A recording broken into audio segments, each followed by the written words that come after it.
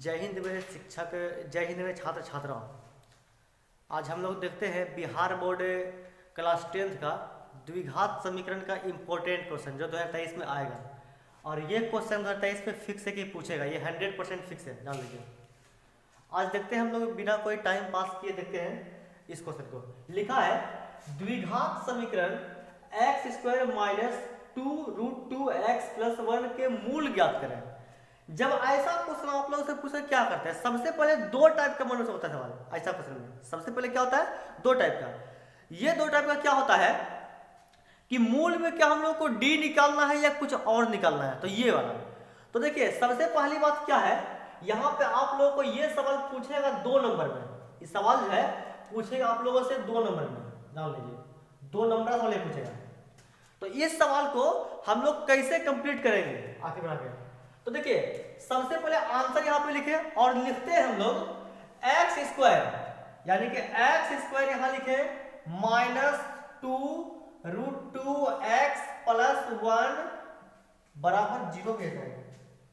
हाँ बराबर 0, यहाँ पे मैं 0 से भूल गया हूँ, बराबर 0। ठीक है, यहाँ पर बराबर 0 भी है। देखिए तो यहाँ पे क्या हो गया, x² -2√2x + 1 बराबर क्या हो गया 0। ये हमारा द्विघात समीकरण है। जब ये द्विघात समीकरण है तो देखिए हम लोग इसको किस तरह से करते हैं। सबसे पहले द्विघात समीकरण में हम लोग a, b और c चुनते हैं। समझ गए, क्या चुनते हैं, a, b और c। जो पहला वाला है, पहला वाले के सामने अगर कुछ नहीं हो तो हमेशा हम लोग 1 चुनते हैं। बात समझ गए, क्या चुनते हैं, हमेशा हम लोग 1 चुनते हैं। तो यहाँ पे a का मान चुन लिए हम लोग 1, चुन लिए a का मान 1। उसके बाद यहां पर हम लोग चुनते हैं b का मान -2√2 और c का मान चुनते हैं 1, चुन लिए। उसके बाद देखो क्या है, a का मान 1 है, b का मान -2√2 है और c का मान 1 है। जब इतना चुन लिए हम लोग तो देखो क्या करते हैं आगे हम लोग, देखिएगा सबसे पहले हम लोग d का मान निकालेंगे। क्या निकालेंगे, d का मान, जिसे हम लोग D में से बोलते हैं विविधतर बोलते हैं या विवेचक बोलते हैं। हम लोग को पहले वो निकाल लेना है। वो निकालने के बाद उसके बाद देखो D बराबर लिखते हैं b² - 4ac, ये लिख लिए। जब ये लिखे तो इसमें हम लोग D का मान कैसे निकालेंगे, आखिर वो देखते हैं। समझे, इसमें क्या करेंगे, D का मान कैसे निकालते हैं, b² - 4ac का। देखिए यहां पर b का मान देखिए क्या है, b का मान क्या है, -2√2 है ना, क्या है, -2√2 है। जब -2√2 b का मान है तो यहां पर भी b का मान हम लोग -2 और √2 का स्क्वायर लिख रहे हैं। कारण ये है लिखने का कि b का मान तो ये दिया हुआ ना, तो यहां पे ये लिखा और इस पर क्या स्क्वायर भी दिया हुआ है लिखा हुआ स्क्वायर, इसलिए लिख दिया स्क्वायर। उसके बाद देखो यहां पे माइनस है तो माइनस यहां पे लिखे, कोई दिक्कत यहाँ पे माइनस लिख दिए। उसके बाद यहाँ 4 है ना, यहाँ क्या है 4 है, तो यहाँ पे क्या किया, लिख दिए 4 और गुना a का मान देखो यहाँ पे क्या 1 है ना, a का मान क्या है 1 है, तो a का मान यहाँ पे हम लोग 1 लिख दिए और गुना यहाँ पर c है ना, यहाँ पर क्या c है, तो c का मान भी 1, तो c का मान भी 1 लिख दिए। कोई दिक्कत यहाँ तक किसी को नहीं ना। आगे देखिए क्या होता है, अब क्या करेंगे हम यहाँ पर कि -2 यहाँ पे है, तो -2 को करेंगे स्क्वायर तो 4 होगा, यानी कि 2 का स्क्वायर 4 और माइनस गुना माइनस का तो प्लस है ना होता है, इसलिए 2 का स्क्वायर लिख दिए 4, तो यहाँ पे 4 लिखे। और मैंने पहले भी कहा था कि यहाँ पर क्या प्लस या माइनस कुछ भी है क्या नहीं है, तो हमेशा क्या होता है, गुना होता है। तो जब गुना होता है तो यहाँ पे लिख दिए गुना का चिन्ह, लिखे, कोई दिक्कत नहीं ना। फिर देखिए आगे √2 का स्क्वायर क्या होता है, 2 होता है ना, हाँ? जैसे √3 का स्क्वायर होता है 3, वैसे √2 का स्क्वायर क्या होगा 2 होगा। तो यहाँ पे क्या किया, यहाँ पे 2 लिख दिया, कोई दिक्कत किसी को नहीं ना। फिर देखो माइनस तो लिख दिया माइनस, ठीक है। उसके बाद 4 गुना 1 गुना 1 तो 4 है ना होगा यहाँ पर, मतलब 1 गुना 1 तो 1 ही हो गया और 4 गुना 1 तो 4 है ना होगा, सिंपल सी बात है। यहाँ पे क्या होगा, 4 होगा, तो यहाँ पे लिख दिए 4, कोई दिक्कत किसी को नहीं ना, समझे बात को ना। उसका देखो क्या होता है, 4 दूनी कितना होता है 8 होता है ना, समझ गया उसको, 4 दूनी कितना होता है 8, तो 8 यहाँ पे लिखे। उसके बाद माइनस तो माइनस, फिर यहाँ 4 तो 4। ये बताइए कि जब 8 में घटेगा 4 तो कितना होगा, 4 बचेगा, तो यहाँ पे क्या लिखे 4 लिखे, लिखे ना।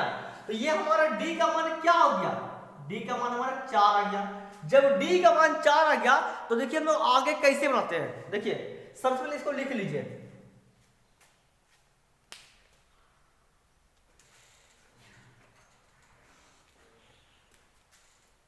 आप लोग इसको लिख लीजिए और लिखने के बाद देखिए लोग आगे देखते हैं। डी का मान फिलहाल हम लोग लिखते हैं साइड में 4 लिखते हैं क्योंकि इसको भी मिटाएंगे। डी का मान 4 आ गया और ए बी सी का मान प्ले दिया है। ए का मान हो गया हमारा 1 और बी का मान हो गया आपका 2√2 और सी का मान भी क्या हो गया 1 हो गया। ठीक है, हम लोग इस मान को फिलहाल लिखे साइड में, इसका भी इस्तेमाल लोग करेंगे। देखिए कैसे इस्तेमाल करते हैं।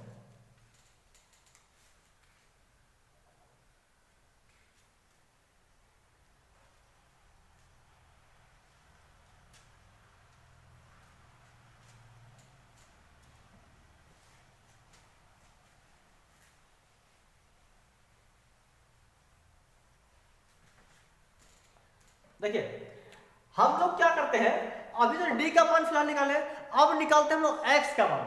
तो यहां पे लिखेंगे, हम लोग पढ़े थे एक सूत्र में कि x बराबर -b plus minus root under d बटे 2a। ये हम लोग फॉर्मूला ऑलरेडी पहले पढ़ चुके हैं। ठीक है, ये क्या कर चुके हैं, पढ़ चुके हैं। जब ये पढ़ चुके हैं तो हम लोग क्या करेंगे, इसी पर इस मान को बैठाएंगे। कैसे बैठाएंगे वो देखिए। हम लोग को x का मान निकालना है। ठीक है, x मान क्या निकालना है, तो यहाँ के माइनस है ना, तो माइनस यहाँ पे लिखे, लिख दिए माइनस। यहाँ पे क्या था, माइनस था ना, तो लिखे माइनस। यहाँ पे b का मान क्या है, यहाँ पे -2√2 है ना। क्या है b का मान, -2√2 है ना। तो यहाँ पे क्या करेंगे, लिखेंगे -2√2। कोई दिक्कत किसी को नहीं ना। फिर यहाँ पे प्लस माइनस दोनों है, तो उसी तरह यहाँ पे प्लस और माइनस लिखेंगे दोनों। और यहाँ पे देखो d का मान यहाँ पे देखो 4, d का मान 4 है ना। d का मान क्या 4 है, तो d का मान 4 लिखे। कोई दिक्कत किसी को नहीं ना। अब देखो बटे यहाँ पे लिखे 2 गुना a का मान देखिए क्या है, a का मान 1 है ना। a का मान क्या है, 1 है। तो a का मान यहाँ 1, पहले समझ लीजिए फिर लिखिए। ठीक है, और कोई भी लिखते होंगे तो पहले समझिए फिर लिखिए। मैं आपको उतारने के लिए टाइम दूंगा 2 से 3 मिनट का। उसके बाद देखिएगा x बराबर माइनस माइनस क्या होता है, प्लस। क्या होता है, प्लस, क्योंकि यहाँ पे क्या गुना हो रहा है। मैंने पहले भी कहा था जब गुना होगा तो हमेशा क्या होगा, प्लस होगा, और जब जुटेगा तो क्या होगा, माइनस होगा। लेकिन यहाँ पे क्या गुना हो रहा है ना, तो माइनस माइनस क्या होता है, प्लस। तो यहाँ पे प्लस का चिन्ह छिपा होता है, दिखता तो है नहीं। तो यहाँ पे लिख सिंपल सा 2√2 लिख देंगे। कोई दिक्कत किसी को नहीं ना। इसको यहाँ पे लिखे प्लस माइनस, तो प्लस माइनस यहाँ पे लिख दिए। और ये बताइए 4 का जो है वो वर्गमूल कितना होता है, 2। तो यहाँ पे 2 लिखे, कोई परेशानी किसी को नहीं ना। यहाँ पे 4 है ना, ये क्या रूट अंडर में है ना, रूट के अंदर में, मतलब 4 का वर्गमूल क्या होगा, 2 होगा। तो जब 4 का वर्गमूल 2 होगा तो यहाँ पे 2 लिखे और बटे यहाँ पे लिख दिए 2 गुना 1 तो कितना हो गया, 2 हो गया। कोई प्रॉब्लम किसी को नहीं ना। अब देखिए यहाँ पे 2 देखे ना। अब इसके आगे करते हैं काम। अब हम लोग क्या करते हैं, इसको मिटाते हैं क्योंकि इसका काम खत्म हो गया है। देखिएगा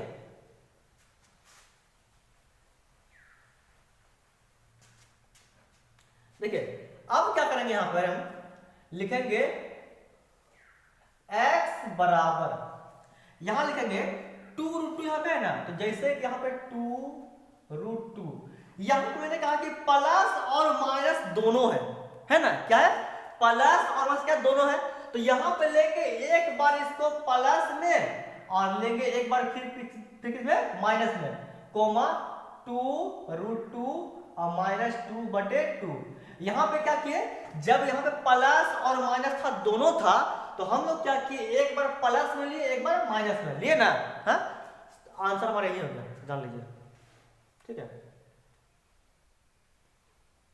यह हो सकता है कि अगर मान लीजिए आंसर ना मैच करे तो ये होता 2 और 2 कटेगा। ठीक है, आप लोग दोनों चीज देख लीजिएगा। ठीक है, या तो आंसर ये होगा या फिर आंसर ये होगा। 2 और 2 जब कटेगा तो यहाँ पे √2 प्लस 2 और बटे 1 होगा, और यहाँ पे 2 और 2 कटेगा तो 2 और -2/2 होगा। या तो आंसर ये होगा या आंसर ये होगा, दोनों में से कोई एक ना एक आंसर हमारा जरूर होगा।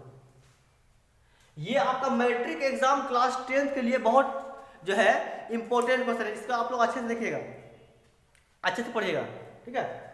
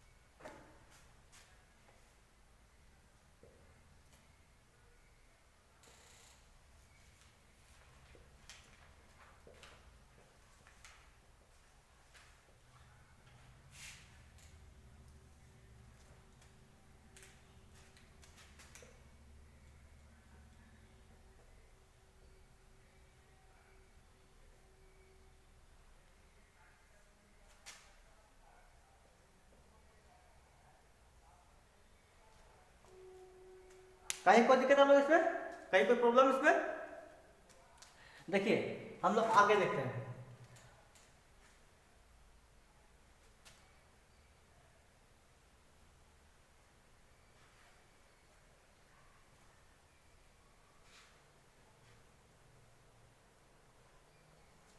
देखिएगा यहाँ पर जैसे मैंने कहा कि ये सवाल इंपॉर्टेंट है, ये सवाल इंपॉर्टेंट तो है, इसमें कोई दो राय नहीं है, जान लीजिए।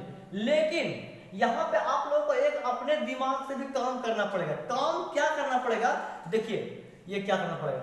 अभी सवाल मैंने बताया आपको कि यहाँ पर था x² था -2√2x था, फिर प्लस में 1 था, बराबर में 0 था। ये सवाल बताया मैंने भी।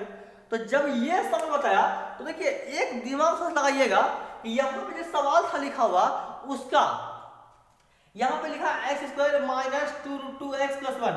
तो यहाँ पे आपको चाहे कुछ भी अंक देगा, हो सकता है यहाँ पे आपको 2√2 रहते बल्कि कुछ और अंक दे, लेकिन आपको बढ़ाना उसने जान लेगा।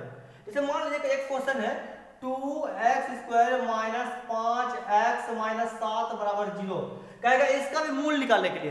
तो हम लोग क्या करेंगे, इसका भी एकदम सेम तरह से निकाल लेंगे, एकदम सेम तरह से, मतलब इसमें कोई बदलाव नहीं होगा। जैसे सवाल ये था वैसे सवाल ये भी है, जैसे निकालते थे इसको वैसे निकालेंगे इसको भी। तो मतलब इसमें क्या है, कोई सवाल का अंतर नहीं है, बस क्या करना है, बढ़ने का तरीका वही है, जान लीजिए। इसीलिए आप लोग इस द्विघात समीकरण के सवाल को जो है अच्छे से पढ़ाई कीजिए, ताकि ये सवाल, ये जो है ये सवाल ऊपर का वाला है, ये आपके एग्जाम के लिए बहुत इंपॉर्टेंट सवाल है, जो 10 में एग्जाम देंगे उसके लिए बहुत ही इंपॉर्टेंट एग्जाम है। इसलिए आप लोग अच्छे से पढ़िए।